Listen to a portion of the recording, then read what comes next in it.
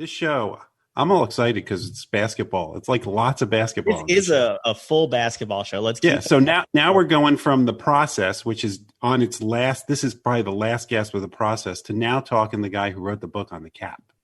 And absolutely, let's bring on Josh Mendelsohn, author of The Cap: How Larry Fleisher and David Stern Built the Modern NBA. Josh, how you doing today, man? I am good. How are you guys doing? We are wonderful. We're just having all kinds of basketball talk today. You are a labor lawyer, lots of experience in sports, entertainment, but you describe yourself as a diehard NBA fan, armchair salary cap nerd, labor lawyer, and NBA season ticket holder. How did you come up with the idea to write a book about the NBA salary cap? Well, basically there were well, the example I write about in the book, if we're going to get nerdy and we're talking about the process, is when when Sam Hinkie's mentor, Daryl Morey, signed Omer Ashik to the Rockets, he had structured the deal in such a way to make it impossible for the Bulls to match. And I was very impressed by this. And Bob Ryan went on Around the Horn and basically said that whatever was in Ashik's contract was not really that innovative, and that what Moses Malone had signed with the Sixers 30 years earlier was much more interesting. And it kind of went off in my head that I had no idea what he was talking about. And I kind of went to find a book about the history of the business of the NBA. Because in baseball, there's Lords of the Realm. There are tons of books about it. And in basketball, there just wasn't any. And so I started to research it. It's incredibly fascinating. It's incredibly interesting. And the more I read about, these negotiations and the history of it, it just was absolutely fascinating. So I really just wrote the book because I was interested in the topic and there wasn't a book on it. So I figured other people might be interested too. So how did the NBA cap come about? So the idea, in the mid 1970s, right, all of the major sports unions, baseball, the NBA, and the NFL, basically achieved free agency in some form. The NFL achieved a much weaker form than what existed in baseball and the NBA. And so in the early 1980s, when the NFL was entering into negotiations, the NFLPA said, we have no chance of ever getting free agency. We want a guaranteed percentage of revenue. We want, 55% of gross revenue. You give us that money, and then we're going to distribute that amongst the players. On the other side, in the NBA, they had tried through several negotiations to force kind of like a straight, like this is how much players are going to be paid. They had all these different iterations of it, and the union, because the union was quite powerful, then rejected all of it. But the head of the union, Larry Fleisher, very much wanted the players to get a piece of television revenue. He saw television and cable. He saw the future of the NBA to be quite bright, and he wanted to make sure that the players got a percentage of revenue. And so, and we can talk about the twists and turns of negotiations because there was a bunch of it. But basically, in the end, what they agreed to was the NBA Players Association agreed to a soft limitation on team salary in exchange for a guaranteed percentage of revenue, including cable revenue. But then they also had a series of exceptions to allow players to basically allow free agency to continue in a meaningful way. The salary cap that existed at that time was much more player friendly. There was no luxury tax. There was no rookie wage scale. There was no max salary. So it was a much softer circumstance and more player friendly. But that's basically the framework of the agreement that they reached. Basketball sort of made a different bet than baseball, though, with their approach. Basketball, as you said, they wanted the guaranteed revenues. It seemed like it was driven by a mistrust of the owners and just the uncertainty of how large those revenues would go from TV. Baseball, they didn't want the owner. They figured the owners wouldn't be able to stop themselves from signing the players. They wanted the market to rise, and so they didn't have a guarantee of revenue. How did basketball arrive at the model that they did? Why was that so important to Larry Fleisher? Sure. So first of all, that's exactly right? Baseball and basketball made two different bets, and at different points, different aspects of it have been better or worse. The point, Larry Fleischer's concern was several-fold. First of all, when they were negotiating, there was a very real concern that several teams would fold because of the fact that the NBA at that time was the third sport. It was behind baseball, it was behind the NFL, and they also had come out of the ABA-NBA merger, and several teams were on considerably weaker financial footing. There were all kinds of issues in terms of how the owners were accountable to one another. They didn't make as much money from the gate as baseball. They didn't make as much money from TV as the NFL. And one or two owners acting foolishly could really, have a team that folded, and and there was such tremendous turnover in terms of what they did.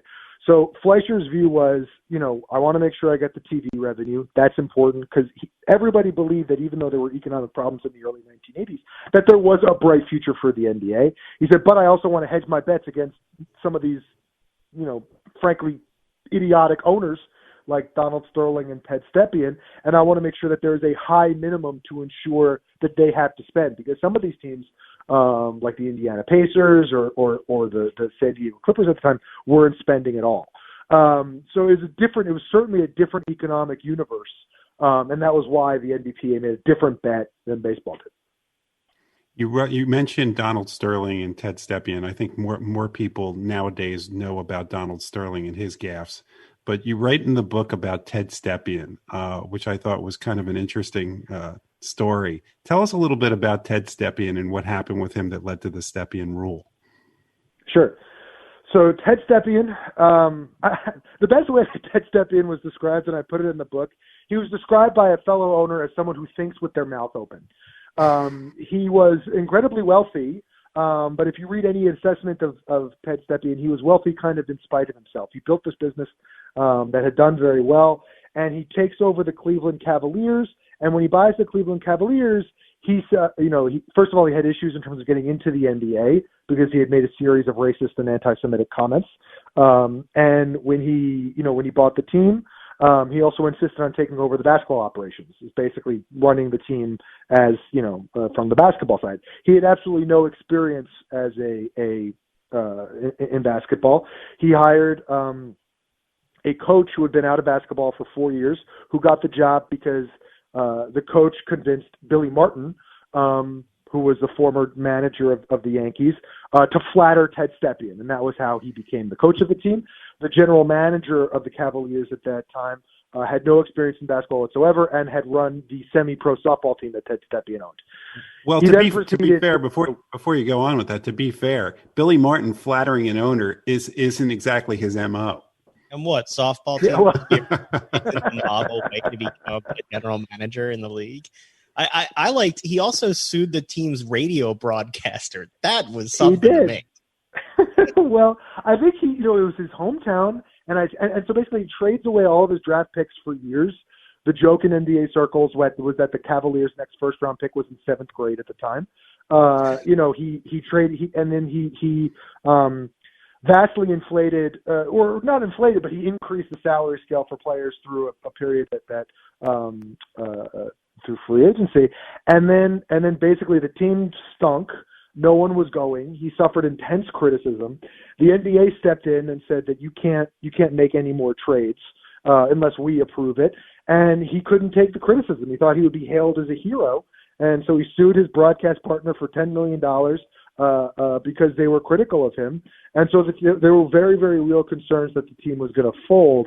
And so the Stepien rule came about because the Cavaliers had traded so many draft picks that they had no hope. There was no possibility that they would be able to build a team. And so after, and a few weeks after the agreement for the cap was signed, a new owner, Gordon Gunn Kinnan, and took over the Cavaliers. But they passed a rule that said, the Stepien rule, in terms of limiting the amount of first-round picks a team could trade so that you could never get yourself in a hole like Ted Stepien did. It was like a movie. It's amazing. And he's just one of the characters in the book that you really go into, along with Fleischer. People know about David Stern as the commissioner, but he led the negotiations for the NBA and then became commissioner a few months after the salary cap. Can you talk about his role in the process and how he benefited from the structure he put in place before he ever took charge? Sure. So, right. So the time that we're looking at in the book is not, it's kind of like the Anakin Skywalker prequel of David Stern becoming the commissioner of the NBA. And what's amazing is, and part of the research for the book was being able to go through some of the internal memos that the NBA had. And David Stern is building the business of the NBA in the 70s before he's commissioner. He's focused on television. He's focused on cable television. He's striking deals with HBO and with ESPN in the mid-1970s before these were real things. In his memos, he refers to ESPN as ESP because they didn't know what to call it, and so they call it ESP. He is, he's worried about, he's looking at international players. He's really building the business that we all understand the NBA to be. And part of that was he wanted to see if he could convince the union to agree to something like this so that they wouldn't have owners like Ted Stepien, like Donald Sterling. Part of the problem was that there was so much turnover that they couldn't really get owners. They were having difficulty selling the franchises. And so they hoped that this circumstance that they had would create internal revenue sharing, would create a system where they would be able to attract owners. And Sterling said, I think I wrote this in the book, I might not have, but Stern said that at the time there were really two constituencies. He's trying to convince the players to agree to this system that was really novel and very different, and it was not clear how it was going to go, right? But he's also trying to convince the owners to work with one another and to share with one another. And that was not the case at the beginning of these negotiations.